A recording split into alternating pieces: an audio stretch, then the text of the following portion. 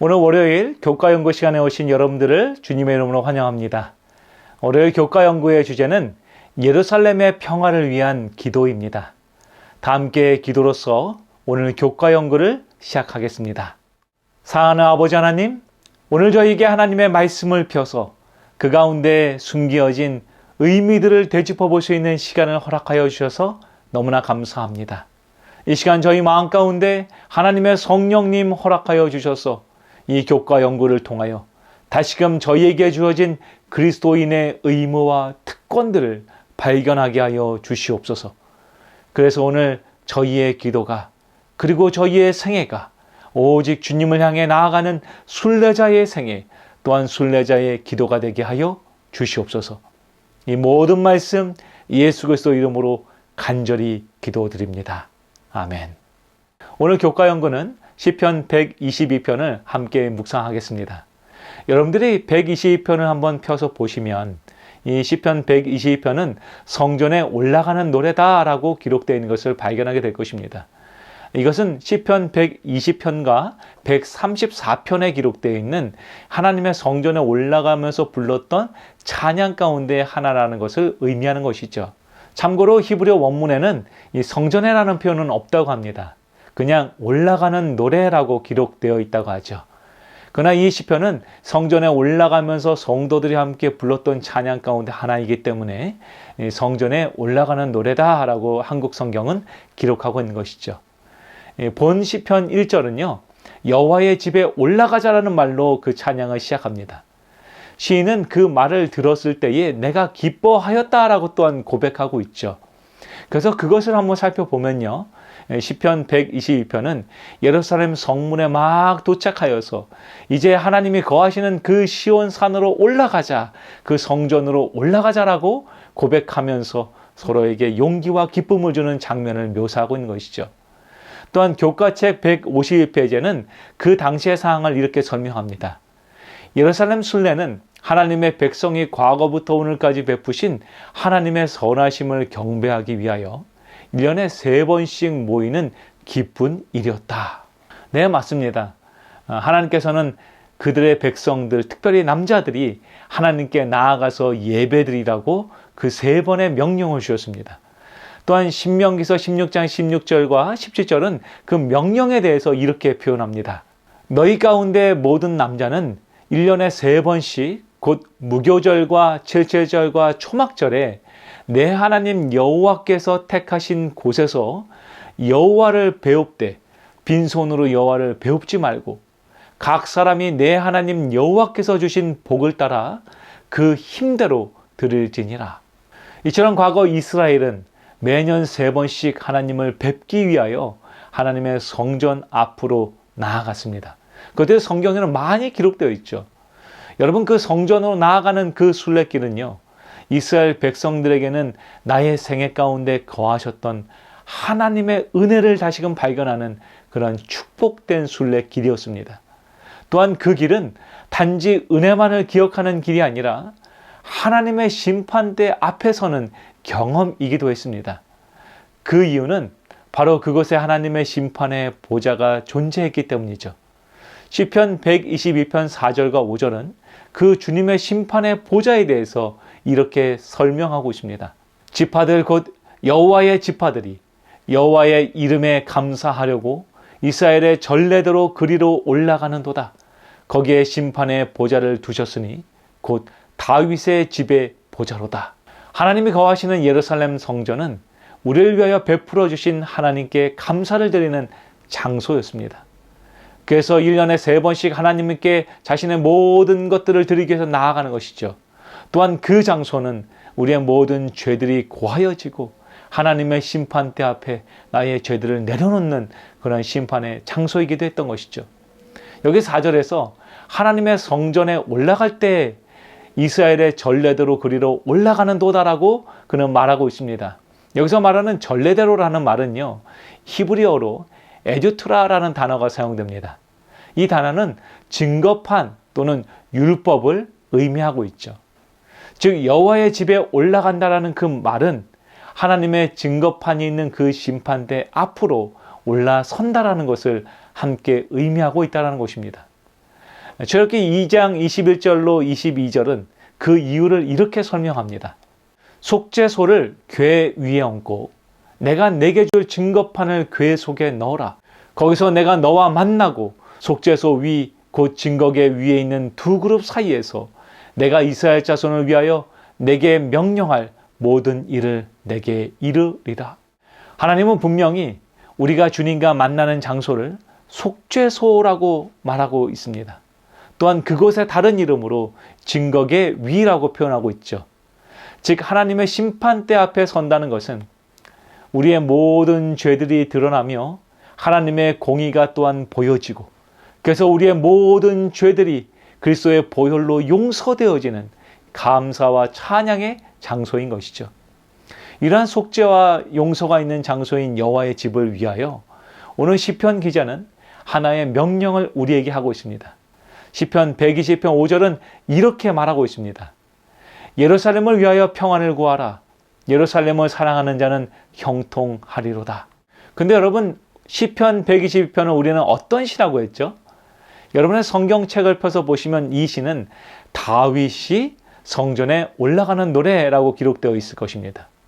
다윗은 누구보다 예루살렘의 평안의 의미를 깊이 이해하고 있는 사람이었습니다.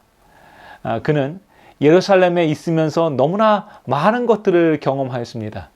자신의 죄로 인하여 누군가를 죽이는 죄의 무서움도 그는 경험했습니다. 그리고 아들 압살롬에게 쫓겨서 예루살렘을 도망 나오면서 그 성이 위태할 때에 하나님의 백성들이 얼마나 괴로운 삶을 살아야 되는지 역시 그는 발견했던 것이죠. 그렇기 때문에 그는 이제 하나님의 성전으로 나아가는 순례자들에게 예루살렘의 평안을 위해서 기도하고 구하라고 명령하고 있는 것입니다. 그것은 단지 성이 안전하게 지켜지는 것만을 의미하지 않습니다. 하나님의 전에 예배 드리러 나오는 모든 사람들이 그 평안한 상태를 말하고 있는 것이죠. 그래서 교과책 152페이지에는 이렇게 말하고 있습니다. 예루살렘은 하나님과 그분의 백성 그리고 하나님의 자녀들 사이에 평화가 있을 때 평화의 도성이 될 수 있었다.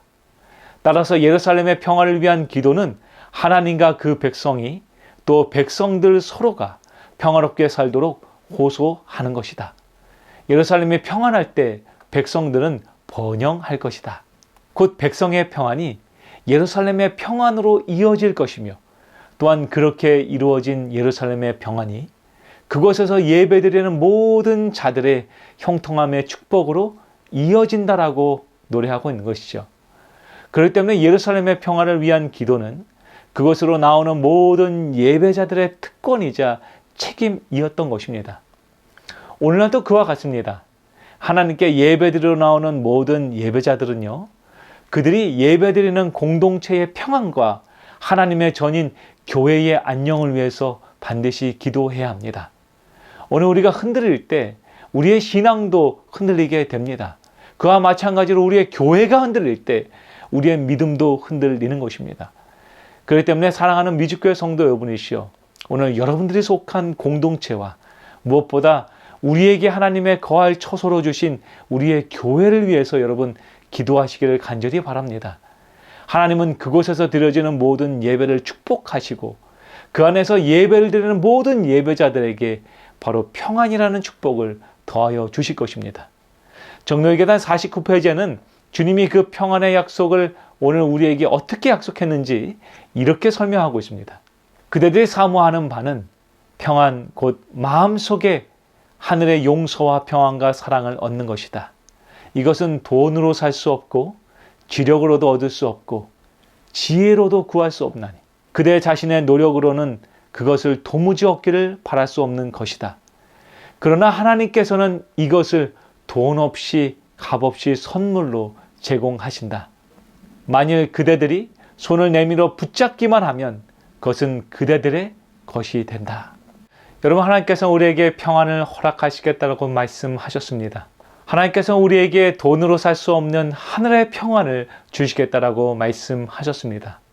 여러분, 그것도 돈 없이 값 없이 우리 모두에게 선물로 주시겠다라고 주님은 약속하셨습니다. 만약 우리가 기도로서 그 평안을 간구한다면 여러분, 우리 모두는 그 하늘의 평안을 소유하게 될 것입니다. 그러나 여러분, 우리가 다시금 성전으로 올라가는 이스라엘 백성들의 모습을 한번 되돌아보면요, 그들은 각 지역에서 서로 다른 지방에서 모여서 이제 하나님의 성전 앞으로 올라가게 됩니다. 그리고 그 성전 앞에 올라갈 때에 그들은 좁은 문으로 들어가게 되는 것이죠. 여러분, 그 좁은 문으로 들어갈 때의 모습을 한번 생각해 보십시오. 서로 부딪히기도 하고요, 서로 다른 문화 때문에 이해하지 못하는 상황도 발생하게 됩니다. 그러나 그들은 모두가 그 성전 문으로 들어가게 됐을 때 그들은 서로 다른 마음으로 상처받았지만 하나님께서 그들의 거하는 장소인 예루살렘에 평안을 줄 것을 기도하라고 그들은 노래하기 시작합니다. 그들이 그 기도를 하게 될 때에 하나님은 그들의 마음 가운데 변화를 허락해 주시는 것이죠. 그들이 거하는 그 영적 공동체에 변화가 일어나기 시작합니다. 하늘의 평안이 그들의 마음을 사로잡기 시작합니다. 여러분, 그 이후에 그들의 모습을 상상해 보십시오. 비록 그들이 상처받고 이해받지 못했지만 하나님께서 그 영적 공동체 안에 축복을 더했을 때 그들 모든 마음들이 위로받게 되고요, 치유받게 되고요, 마음 가운데 하늘의 평안을 소유하게 되는 것이죠. 여러분, 그것이 지금 시편의 기자인 다윗이 이야기하고 있는 예루살렘의 평안을 위한 기도의 목적인 것입니다. 하나님께서 우리에게 평안을 주기를 원하십니다.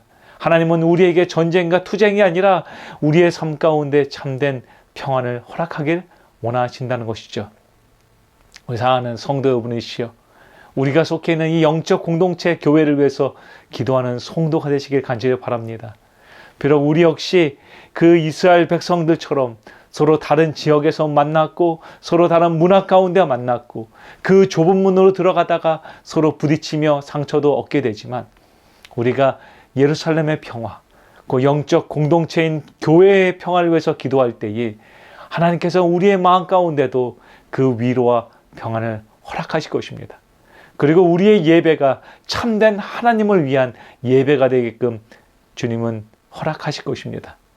사랑하는 미주교회 성도 여러분, 참 어려운 시기를 우리는 살아가고 있습니다. 코로나 이후로 정말로 많은 것들이 변하고 교회 역시 많은 어려움과 위기에 직면해 있는 것을 우리는 발견하게 됩니다. 여러분, 이 순간 우리가 해야 되는 것이 있다면 그것은 무엇일까요? 그것은 바로 우리가 속해 있는 영적 공동체를 위한 기도입니다. 하나님은 우리의 기도에 응답하실 것입니다. 그래서 그 교회의 평화를 주님은 허락하실 것입니다. 그리고 그 평화가 오늘 우리의 모든 개인과 가정에 흘러넘쳐서 곧 우리가 거하는 장소, 우리가 주님과 함께 거하는 그 장소가 하나님의 평화의 축복이 거하는 축복의 장소가 되게 하실 것입니다. 우리가 이 교과 공부를 통해서 다시 한번 기도로 나아갈 때 하나님께서 우리가 기도하는 우리의 영적 공동체인 교회에 부흥을 주시길 소망합니다. 그리고 평안을 허락하시길 소망합니다. 그리고 그 평안이 여러분들의 형통함의 축복으로 더하여지기를 간절히 소망하며 오늘 준비한 모든 교과 연구를 마치겠습니다. 다 함께 기도하겠습니다. 사랑하는 아버지 하나님, 오늘 부족한 저희를 주님의 자녀로 삼아주시고 주님께 예배드릴 수 있는 예배자로 불러주시니 아버지 너무나 감사합니다. 하지만 그럼에도 불구하고 그한 저희는 예배에 대한 감격도 그 안에서의 감사도 잊은 채 나라는 울타리에 갇혀서 교회와 민족을 위한 중보기도도 게을리하는 죄를 주님 범하였음을 지금 고백합니다. 주님, 저희를 긍휼히 여겨주시고 다시금 은혜를 저희에게 베풀어 주셔서 예배에 대한 감격과 그 안에서의 감사 그리고 중보 기도자로서의 모습을 우리가 되찾게 축복하여 주시옵소서. 그를 통하여 바른 예배자로 다시금 세워주시사 우리가 주님께서 허락하신 평안의 축복을 우리의 교회와 우리의 가정이 얻게 인도하여 주시옵소서. 하나님이 거하시는 모든 처소마다 주님을 닮은 평안이 있게 하여 주시고 주님의 사랑이 가득 넘쳐 그곳에서 예배드리는 모든 성도들이 하나님의 축복 가운데로 나오는 그러한 교회, 그러한 개인, 그러한 성도에게 아버지 축복하여 주시옵소서. 오늘도 주님 예배하는 예배자가 되기를 원합니다. 또한 하늘을 향해 나아가는 순례자가 되길 원합니다.